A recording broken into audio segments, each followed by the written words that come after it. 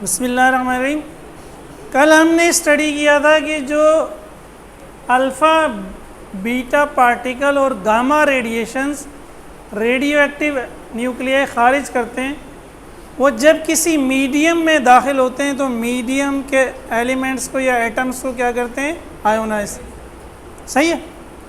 अब यही बुनियाद बनता है उन रेडिएशंस को डिटेक्ट करने के लिए। रेडिएशन हमें नज़र नहीं आती। अल्फ़ा पार्टिकल भी क्या है, बहुत छोटा है, 2 प्रोटॉन और 2 न्यूट्रॉन। बीटा पार्टिकल तो खाली इलेक्ट्रॉन। गामा रेडिएशन फोटॉन्स है, जिस तरह ये लाइट है, ये हमें नज़र को नहीं आते।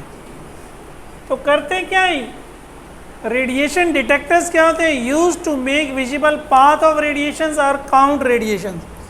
या तो ये आपको बताएंगे कि रेडिएशन इस रास्ते से गुजरी है, या उसके तादाद काउंट करके बता देंगे। क्या चीज़, रेडिएशन डिटेक्टर्स। तो हमारी बुक में 3 डिटेक्टर्स डिस्कस किए गए हैं, Wilson cloud chamber, Geiger counter और solid state detector.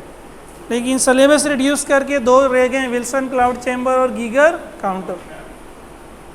Wilson cloud chamber भी 2019 में आ गया है। उन्होंने मॉडल पेपर में भी गीगर काउंटर दिया हुआ है। सही है। लेकिन एमसीक्यूज़ के लिए हम इसको समझ लेते हैं, और नोट्स में जो है ना, सिर्फ वर्किंग में छोड़ रहा हूँ। जिसको बहुत ज़्यादा पढ़ने का शौक़ है फिर भी नोट्स में मौजूद है, रट लेना, ठीक है। बाकी मैंने मोटी मोटी बातें सारी लिख दी हैं। अब होता क्या, विल्सन क्लाउड चैम्बर, ये जो विल्सन इसका नाम है, बेसिकली ये क्लाउड चैम्बर है। विल्सन इसलिए शुरू में लगाया है कि एक साइंटिस्ट था जिसका नाम था CRT विल्सन, उसने इसको 1911 में बनाया था। करता क्या, ये मेक विजिबल करता है path of ionizing particles. Ionizing particles के पाथ हमें दिखाता है कि पार्टिकल इस रास्ते से गया, ठीक है। अब समझते हैं कैसे करता है। इसी कंस्ट्रक्शन क्या, ये एक चैम्बर है बेसिकली। यूँ समझ लो रेक्टेंगल शेप का, जैसे माइक्रोवेव ओवन टाइप का नहीं होता आजकल। इसके ऊपर एक, उसके ऊपर समझिए जो छत है वो गिलास की होती है। तो मैंने लिखा है नंबर 1 क्या है, गिलास टॉप। टॉप क्या है, गिलास। इस टॉप के ऊपर एक कैमरा फिक्स हुआ होता है, कैमरा माउंटेड ओवर टॉप। ये विल्सन क्लाउड चैम्बर की टॉप है, इसके ऊपर कैमरा है। इसके लेफ्ट और राइट पे 2 खिड़कियां छोड़ी होती हैं। इस तरह खिड़की है ना हमारे कमरे की, इस तरह इसमें खिड़की होती है गिलास की। एक खिड़की होती है रोशनी डालने के लिए, दूसरी खिड़की होती है पार्टिकल दाखिल करने के लिए। तो यही मैंने लिखा है। Number 3 window for light source, यहाँ से रोशनी डालेंगे ताकि आपको नजर आए ना। Number 4 window for particle inlet, alpha beta या गामा आप यहाँ से एंटर कर दोगे। नंबर 5 क्या, ये एक पिस्टन है जो ऊपर नीचे मूव हो सकता है। और नंबर 6 इस पिस्टन के ऊपर आपने एक फोम रखा हुआ है, सोक। सोक का मतलब है ये तर है, गीला है, गीला फोम। आजकल तो ख़वातीन कपड़े उसी से धोती है ना, स्कॉच ब्राइट। तो वो फोम है, वो आपने गीला किया हुआ है। किसके साथ, अल्कोहल के साथ या पानी के साथ, ठीक। क्लियर हो गया कैसे करता है ये काम। जब इसमें आयोनाइजिंग पार्टिकल्स इंटर होगी तो वो पार्टिकल्स आयंस बनाएंगे। इसके अंदर एक होगा सुपर सेचुरेटेड वेपर्स होंगे। वो सुपर सेचुरेटेड वेपर्स क्या होंगे, आयंस के गिर्द कंडेंस होना शुरू हो जाएंगे। उन कंडेंसेशन से एक क्लाउड बनेगा और वो क्लाउड हमें नज़र आ जाएगा। अभी मैं डिटेल में समझाता हूँ। तो प्रिंसिपल में क्या लिखा है, path of ionizing particles is made visible due to condensation of super saturated vapours around the ions. ये इसका वर्किंग प्रिंसिपल है। अब ये वर्किंग कैसे करेगा, देखिए। कंडेंसेशन कब होती है, कंडेंसेशन वेपराइजेशन का क्या है, उलट है। वेपराइजेशन में आप क्या करते हैं, पानी की मिसाल ले लें। आप पानी को गर्म करते हैं, पानी को गर्म करते हैं तो एक पॉइंट आता है कि जब पानी का प्रेशर या एटमॉस्फेरिक प्रेशर के बराबर हो जाता है तो वेपर्स बनना शुरू हो जाते हैं। इसको आप क्या कहते हैं, वेपराइजेशन। अब आप छोड़ दें वो वेपर्स जब ठंडे होकर दोबारा पानी बनते हैं तो इसको क्या कहते हैं,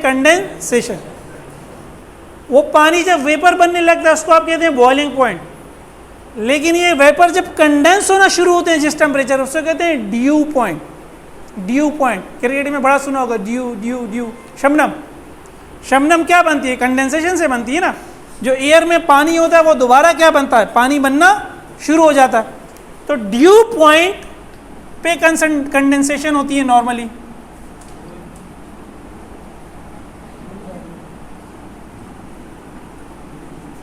सही है, लेकिन कंडेंसेशन के लिए एक शर्त होती है। कंडेंसेशन किसी पार्टिकल के अराउंड होती है। नॉर्मली एयर में डस्ट पार्टिकल्स होते हैं, तो वो डस्ट पार्टिकल कंडेंसेशन का सेंटर्स बनता है, और वो वाटर के वेपर उसके गिर जमा होकर दोबारा क्या हो जाते हैं? ठंडे हो जाते हैं। समझ रहे हो? अब अगर वो क्या कहते हैं, वो क्या कहा था मैंने, वो डस्ट पार्टिकल्स नहीं होंगे, तो जो ड्यू पॉइंट है वेपर्स उससे भी नीचे जाके क्या होते हैं? कंडेंस होते हैं। सही है, मैं दोबारा रिपीट कर रहा हूं। ड्यू पॉइंट वो टेम्परेचर है जिसपे वेपर दोबारा कन्वर्ट होंगे किसमें? वाटर में। लेकिन इसके लिए शर्त ये होती है, कंडेंसेशन जब होती है जब उसको कोई चीज मिले, सेंटर बने कंडेंसेशन का। वो क्या होते हैं? नॉर्मली डस्ट पार्टिकल्स होते हैं ना, वो डस्ट पार्टिकल से गिर जो है हमारे नॉर्मल। अब अगर मैं किसी ऐसी जगह चला जाऊं जहां कोई पार्टिकल नहीं है, तो जो नॉर्मल ड्यू पॉइंट है उससे भी नीचे जाके फिर वेपर्स क्या होते हैं? कंडेंस होते हैं। समझ गए? उस केस में वेपर्स को कहते हैं सुपर सैचुरेटेड वेपर। सैचुरेटेड आपने पढ़ा होगा सॉल्यूशन में। आप पानी में नमक मिलाएं, एक पॉइंट ऐसा आएगा नमक मजीद नहीं मिलेगी, नीचे आपको नजर आएगी, इसको कहते हैं सैचुरेटेड सॉल्यूशन। अब आप क्या करें? पानी को गर्म करें, पानी को गर्म करेंगे आप उसमें और नमक मिला लेंगे, पहले नहीं मिल रही थी, इसको कह देंगे सुपर सैचुरेटेड सॉल्यूशन। यानी आपने उसके लेवल से ज्यादा उसमें नमक मिक्स कर दिया। सही है। इसी तरह नॉर्मल एक टेम्परेचर पे जो वेपर्स होने चाहिए थे वो तो हैं, लेकिन वो क्या होते हैं? कूल डाउन होते हैं ड्यू पॉइंट पर। अब आप उसको कूल डाउन करवा रहे हैं ड्यू पॉइंट से नीचे, उनको कहते हैं सुपर सैचुरेटेड वेपर्स। अच्छा, अब वर्किंग क्या से होती है? वर्किंग कैसे होगी? इसके अंदर डस्ट पार्टिकल नहीं है, इसके अंदर कोई डस्ट पार्टिकल नहीं है। आपने ये जो फोम इसमें डाला हुआ है, इसके कुछ वेपर्स बन जाएंगे, ठीक है, वो वेपर्स यहाँ मौजूद हैं। आप सडनली पिस्टन को पुल डाउन करेंगे, सडनली जब आप पुल डाउन करेंगे वॉल्यूम बढ़ेगा, प्रेशर कम होगा, टेम्परेचर भी एडियाबैटिक प्रोसेस होगा, चैप्टर 11, तीनों चीज़ें चेंज होंगी।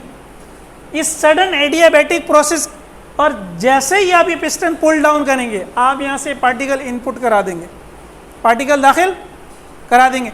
जब आप पार्टिकल दाखिल करा देंगे, अब इसमें वेपर्स तो मौजूद हैं, पार्टिकल्स क्या करेगा? उन वेपर्स के आयन बनाएगा, उनमें से इलेक्ट्रॉन रिमूव करेगा।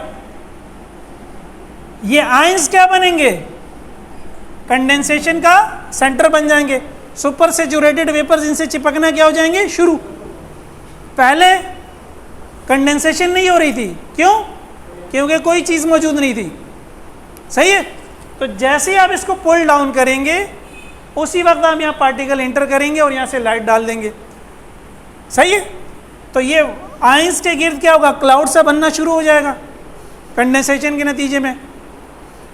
आप उसकी पिक्चर ले लें, और ये जो क्लाउड है ये कई सेकंड्स तक रहता है, इसलिए इसका फोटोग्राफ लेना कोई मसला नहीं होता। समझ रहे? ठीक है, ये इसका वर्किंग प्रिंसिपल है। ये उतार लें, फिर ये देखते हैं कि अल्फ़ा, बीटा और गामा पार्टिकल्स का पाथ बनता कैसे इसमें। इस पर भी MCQs बन सकते हैं।